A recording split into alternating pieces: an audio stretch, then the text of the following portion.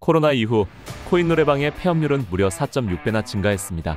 그럼에도 불구하고 여전히 많은 분들이 무인 창업 아이템으로 코인 노래방을 고려하고 계시죠. 하지만 실제 수익 구조와 법적 행정적 준비를 제대로 알지 못한 채 시작한다면 위험이 될 수도 있습니다. 오늘은 코인 노래방 창업의 장단점, 그리고 반드시 확인해야 할 법적 체크포인트까지 말씀드리겠습니다.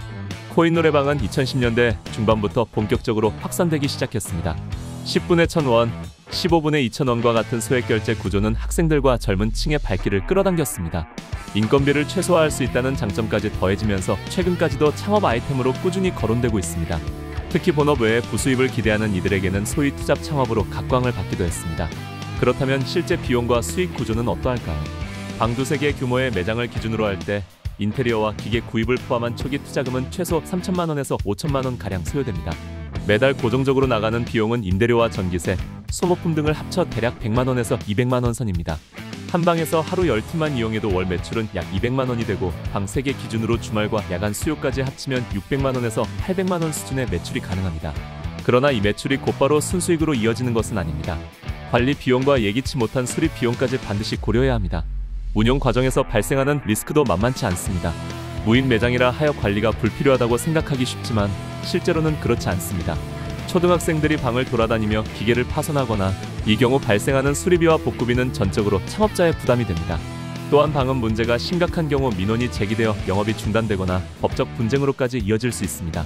입지 역시 성패를 좌우하는 요소입니다. 유흥가나 학원가 인근에서는 일정 수요가 확보되지만 일반 주거 지역에서는 매출 발생이 거의 이루어지지 않습니다. 실제 사례를 보겠습니다. 한 창업자는 약 4천만 원을 투자해 시작한 뒤 월 300만 원의 순수익을 꾸준히 올리고 있다고 합니다.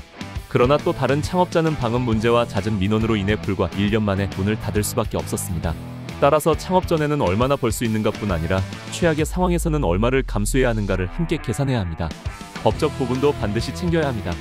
코인 노래방은 단순한 무인 매장이 아니라 법적으로 노래 연습장업 등록이 필요한 업종입니다.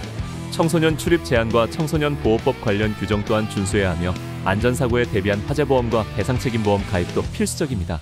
더불어 임대차 계약 시 업종 제한 여부와 소음 관련 특약 조항까지 확인하지 않으면 추후 분쟁이 발생할 수 있습니다. 결론적으로 코인 노래방 창업은 분명 매력적인 기회가 될 수 있습니다. 그러나 무인이라 편하다는 말은 절반만 진실입니다.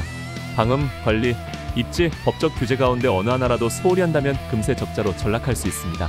창업을 고민하고 계시다면 반드시 현실적인 수익 구조와 잠재적 리스크를 함께 검토하시길 권합니다. 안정적인 창업의 출발은 언제나 법적 안전장치를 갖추는 데에서 시작됩니다.